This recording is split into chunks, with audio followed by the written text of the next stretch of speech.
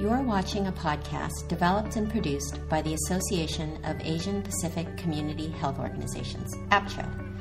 To learn about AAPCHO, its members, or the principles and values that have guided this organization's work for more than 25 years, please visit www.apcho.org.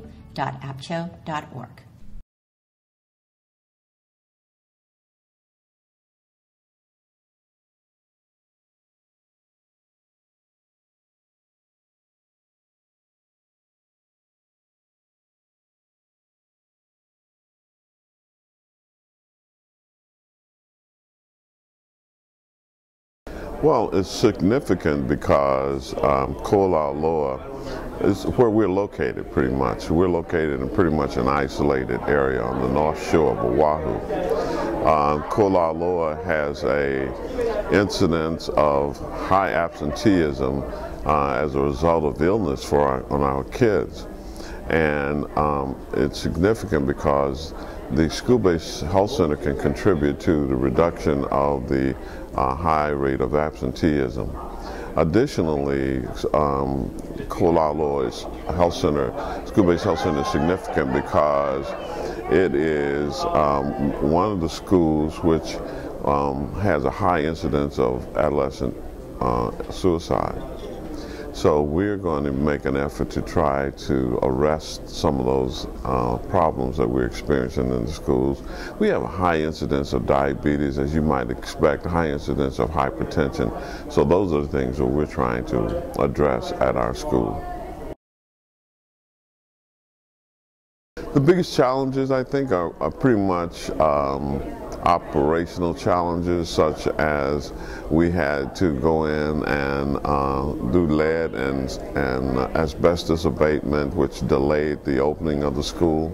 Because we're the first to, it was a difficult situation for us in terms of the school districts, and all of us had to get on the same page as it relates to opening the school. They were unfamiliar with it, and we were kind of experienced because I've opened a number of other school-based health centers around the country, and I had some staff who had that same experience, but in Hawaii that experience didn't exist.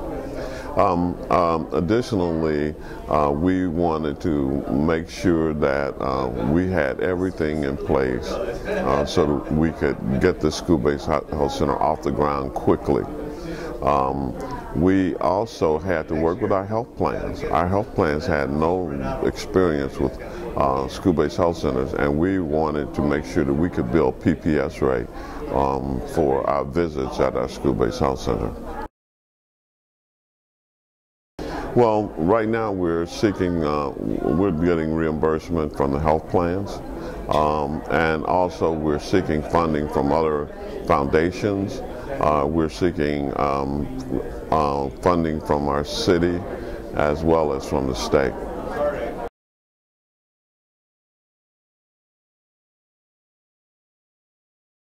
Well, we don't have the students in our area don't have access to care. We're it. I mean, we're the only ball game in town in terms of our area. And one of the things that we're addressing significantly with the school-based health center is our dental issues. Some of my students have never been to a dentist. And if they do have access to a dentist, they have to travel more than an hour and a half away, so they then have to be out of school. The parents then have to leave work. So the issue that we're addressing is, one, we're going to try and lower the rate of absenteeism, and hopefully parents won't have to miss days' work, which is so vital to them sustaining their families. My overall vision for the school-based health center was to also expand the services to, we have 5 elementary schools in our area, so we want to extend the services to the 5 elementary schools in our area. And with the overall goal of if we can address the issues of medical and dental issues of our kids in our area at an early stage, then when they get to the high school level, hopefully we will have a lower rate of caries. We won't have the students missing school a lot because of illness, and they will more than anything become accustomed and feel comfortable with seeking health care before it's episodic. This podcast was brought to you by AAPCHO.